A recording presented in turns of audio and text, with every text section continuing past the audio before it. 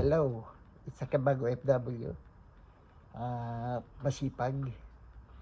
Pero ang payo ko sa iyo, huwag kang mag-stay sa trabaho lang.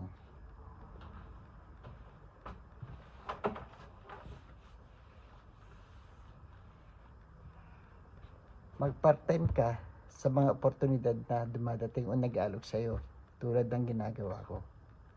Hindi lang trabaho, meron pa akong side hustle at part-time kong ginagawa. Malaki na itutulong sa income aside sa sahod.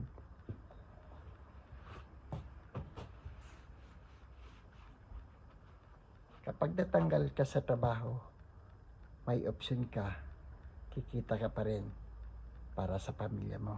Kung gusto mong malaman, send message sa akin.